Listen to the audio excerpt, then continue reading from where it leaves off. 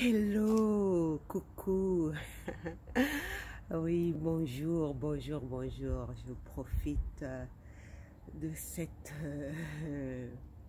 éveil matinal parce que je travaille tôt ce matin et comme je finis à 19h, je me suis dit que c'était bien que je fasse ce lit solo en plein air et profiter de respirer. Respirer l'air frais, l'air matinal, gorgé de toute cette énergie positive, du repos, de tous les êtres. Tout le monde, en plus, aujourd'hui c'est dimanche, donc tout le monde est au repos. Et quand c'est comme ça, les énergies circulent mieux. Surtout les énergies positives, elles circulent mieux. Donc c'est le moment, c'est souvent ce que font les méditants. Les méditants, ils se réveillent aux aurores pour capter l'énergie. Bon, pour ceux qui ne sont pas matinales, c'est dommage, mais c'est à ces moments-là qu'on capte le mieux l'énergie. Et donc moi j'en profite là, j'en profite. Bon, les autres jours c'est pas évident parce que quand tu dors tard, tu peux pas te réveiller tôt, sinon ta santé en prend un coup. Donc alors aujourd'hui je voulais te partager ce lit solo. Je voulais parler du fait toujours dans le cadre des relations amoureuses, comme je te racontais un peu l'histoire qui a fait mon éveil personnel. Et ça m'a poussé à me poser une question que dans les relations amoureuses, souvent j'ai entendu, surtout pour nous les immigrés, en France, souvent quand j'ai vu des couples mixtes se défaire, se séparer, il y en a une partie qui accuse l'autre. Ou bien ceux qui sont français, qui se sont mis en couple avec quelqu'un de non français, un immigré non français, et qu'ils ont eu des enfants. Bref, quand la relation se termine avec quelqu'un d'un français qui n'est pas avec un français, souvent tu vas entendre les mauvaises langues, parce que moi j'appelle ça vraiment les mauvaises langues, parce qu'ils ne savent pas ce qui s'est passé dans le couple. Les mauvaises langues dire il n'est avec toi que pour les papiers, comme si la personne n'avait pas de valeur en fait. Quand tu dis que cette femme n'était avec moi que pour les papiers, ou cette femme n'était avec moi que pour l'argent, cet homme n'était avec moi que pour mes papiers. Donc ça sous-entend que toi, en tant qu'être humain, tu n'as pas de valeur. On ne peut venir t'aimer, on ne peut t'apprécier que parce que tu as quelque chose, et en l'espèce quelque chose de matériel. Mais toi, en tant qu'être humain, intrinsèquement, quand tu raisonnes comme ça, tu considères que tu n'as pas de valeur. C'est triste parce que pour moi, c'est un manque d'estime de soi. Comme je disais, j'ai traversé des longues périodes de difficultés. J'ai fait la traversée du désert. Mais ce qui m'a toujours sauvée dans cette adversité, c'est que j'ai toujours eu une forte conscience, une très forte conscience. Et ce n'est pas de l'arrogance, aucunement, ce n'est aucunement de l'arrogance. J'ai toujours eu cette forte conscience de ma valeur. Et c'est pour cela que j'ai toujours refusé qu'on me traite moins que terre, quelle que soit la personne, quel que soit l'endroit. Même au Congo, mon pays d'origine, où règne la dictature depuis longtemps, j'ai toujours refusé de me plier à des sanctions que je trouvais injustes. Tu vois? Et encore pire, dans mes relations amoureuses, personne n'a jamais pu me mener à la baguette. Donc tu vois que c'est parce que j'ai toujours eu une forte conscience de la valeur intrinsèque que j'avais. Qu'aujourd'hui, on va parler de Dieu, on va appeler ça Dieu, mais j'ai toujours eu conscience de la valeur divine que j'étais. Et donc par rapport à ça, je ne pouvais pas me laisser marcher sur les pieds. Je m'amuse souvent à dire, quand quelqu'un me marche sur le pied, je crie très fort pour lui faire comprendre qu'il est en train de me marcher sur les pieds. Parce que si tu ne dis rien, bah, la personne continue. Donc, c'est pour ça qu'on dit que l'abuseur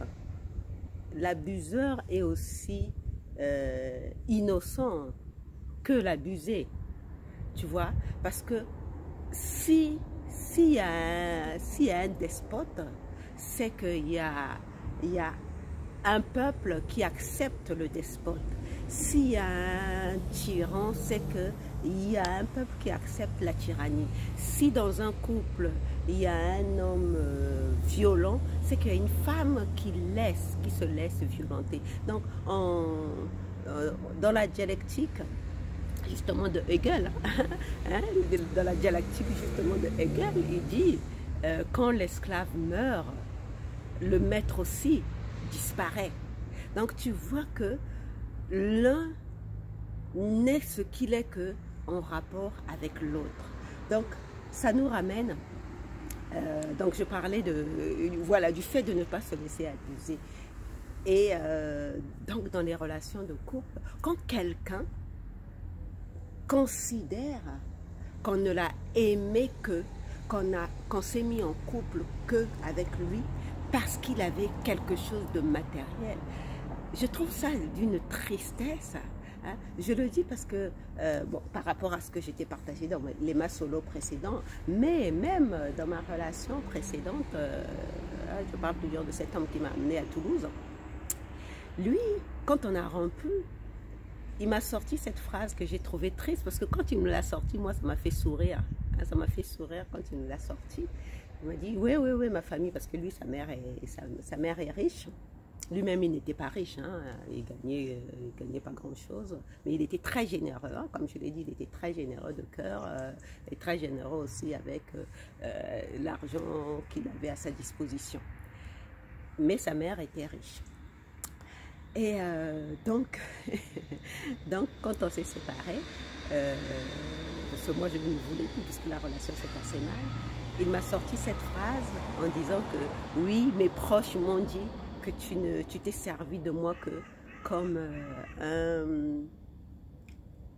comment on appelle ça, un marchepied, voilà, hein, pour un tremplin, tu vois, sur le cheval, il y a je sais pas comment ça s'appelle, pour monter sur un cheval, tu as ce tremplin-là, enfin, je sais pas si ça s'appelle un tremplin, pour pouvoir grimper sur le cheval et être en hauteur. Donc lui, il m'a sorti cette phrase en disant que tu t'es servi de moi comme un marchepied pour t'élever, pour repartir, puisque lui, quand il m'a rencontré, j'étais dans une situation très précaire.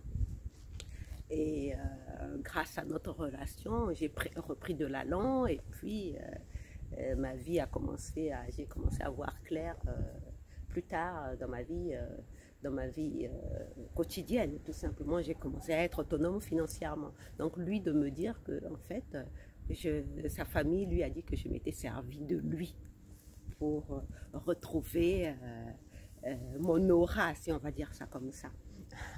Mais moi, ça m'a fait sourire parce que je me suis dit, il n'a rien compris.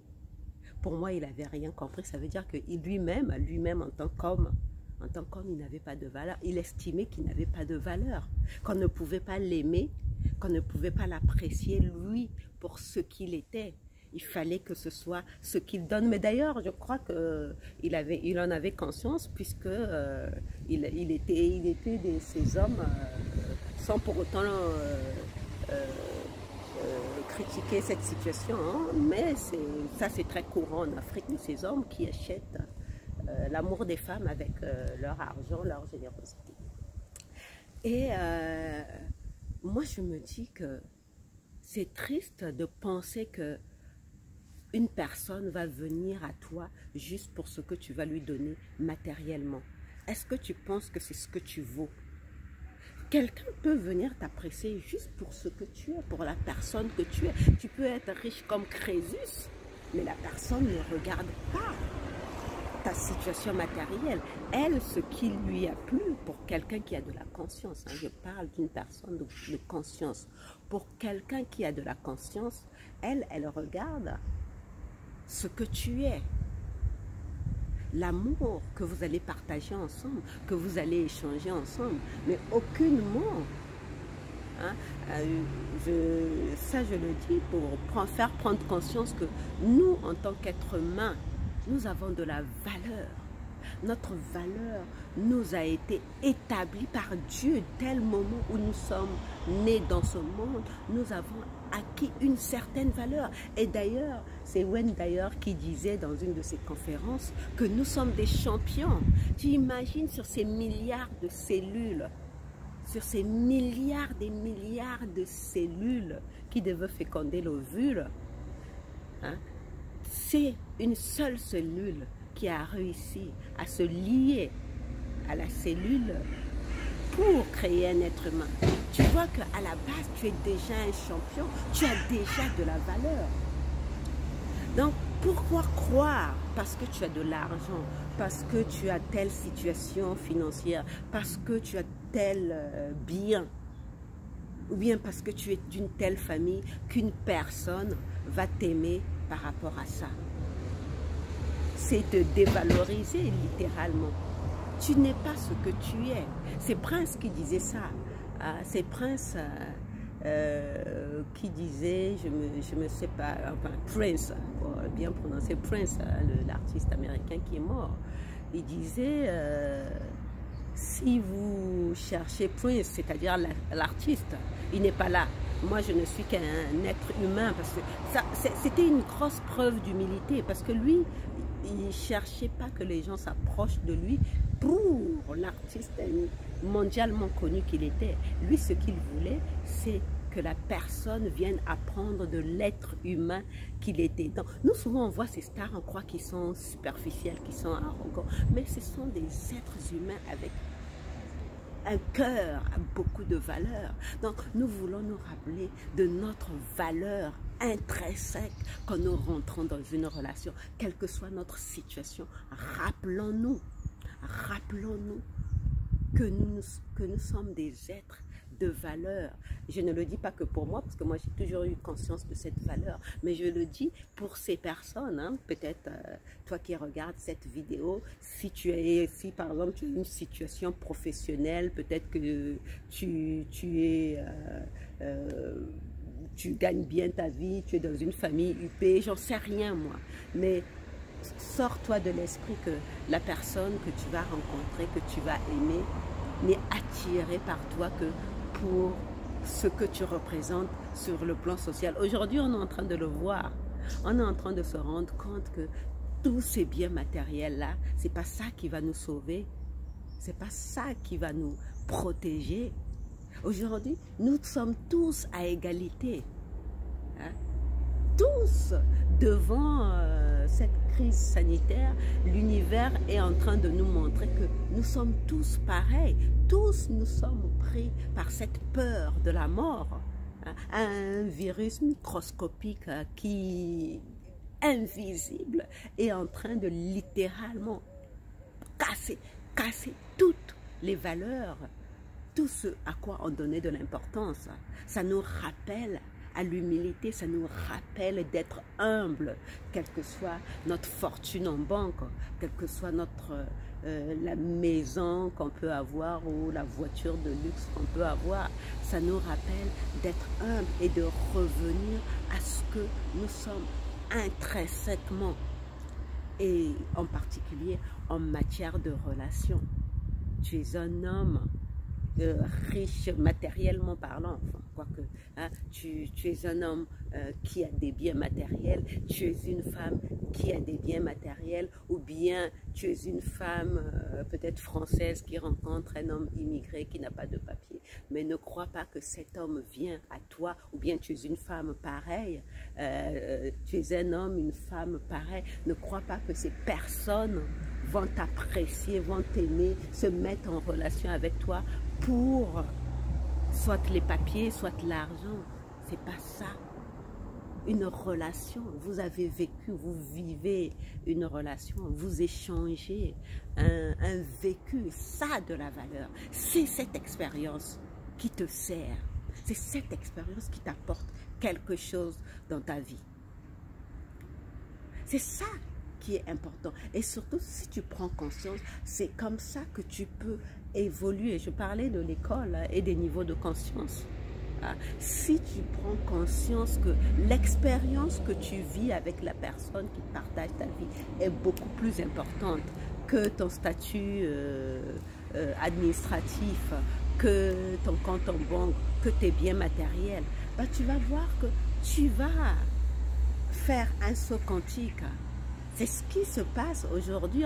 Aujourd'hui, dans le milieu scientifique, on parle de saut quantique, mais dans les milieux spirituels, on parle d'éveil spirituel. Et c'est ce à quoi nous voulons être conscients. Nous voulons être conscients de ce que nous sommes, de cette valeur que nous sommes, laissant tomber les masques. Je ne parle pas des masques qu'on nous impose, mais le masque de l'ego, quoi que ça a à voir avec ça a à voir, hein? On est en train de nous montrer littéralement l'univers est coquin. Il y a, c'est, je ne sais pas quel est le philosophe qui parlait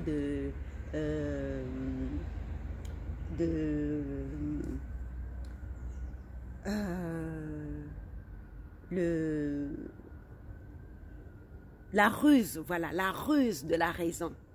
La ruse de la raison. La raison étant l'intelligence universelle, hein, universelle, qui se sert de certains mécanismes, des outils humains pour nous faire prendre conscience. Hein. Apparemment, c'est le professeur Raoult qui a sorti ça quand on l'a écouté à l'Assemblée nationale. La ruse de la raison. L'univers se sert de tous ces masques-là pour nous rappeler que nous sommes pris par notre ego. C'est ça, la ruse. La ruse de la raison dont parlent les philosophes. Je ne sais pas quel philosophe a sorti ça. Et c'est le professeur Raoult aussi qui a sorti ça lors de son audition au Parlement, je crois. C'est ça, c'est une ruse dont se sert la raison. C'est pour ça qu'aujourd'hui, cette histoire de masque, je ne le prends pas personnellement parce que je comprends, je suis en train de prendre conscience de comment l'univers est en train d'opérer pour nous pousser à cet éveil de la conscience. Il utilise cette ruse du masque de l'ego. Nous portons tous des masques. La plupart d'entre nous, dans nos relations, très souvent, nous portons le masque. Et nous nous trompons nous-mêmes. Nous nous racontons des histoires à nous-mêmes. Hein? Comme cet homme qui s'est raconté l'histoire que je suis restée avec lui, je me suis servi de lui comme un tremplin pour vivre, pour sortir de la situation précaire dans laquelle j'étais. Il n'a pas compris que je voulais créer une relation avec lui. Mais il était tellement pris dans son ego qu'il n'a pas vu, le masque de l'ego lui couvrait tellement le visage qu'il n'a pas réellement vu la relation que j'étais en train de vouloir créer avec lui. Et pareil, il y a beaucoup de relations comme ça. Beaucoup d'entre nous, nous portons des masques.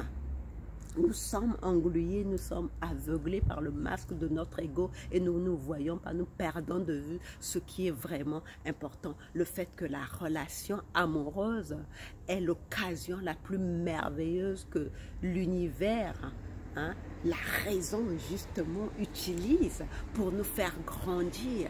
Donc, je vais m'arrêter là parce qu'il faut que j'aille travailler. Donc, ce lit solo, c'est pour te rappeler que quelle que soit la situation, comment on appelle, enviable, hein, enviable dans laquelle tu peux être, hein, que la plupart des gens peuvent envier. Tu peux avoir un bon poste, une voiture de luxe, une belle maison, mais si tu rencontres quelqu'un qui t'aime, dis-toi que la personne a vu en toi une personne qu'on peut aimer et qui mérite de l'amour. Et ce n'est pas pour les biens matériels que tu peux avoir, ou bien si tu es française et que tu as affaire à un étranger, ce n'est pas pour ton statut que cette personne vient t'aimer, parce que en pensant comme ça, tu te dévalorises. tu te dévalorises. Tu ne réalises pas que tu te dévalorises parce que tu te dis que je n'ai pas assez de valeur, donc il faut quand même que pour mes papiers, il faut quand même que pour mon argent, il faut quand même que pour ma voiture, il faut que je me serve de la voiture pour attirer une femme ou un homme dans ma vie. Il faut que je me serve de l'argent pour attirer une femme dans ma vie. Mais c'est triste comme condition psychologique, j'entends.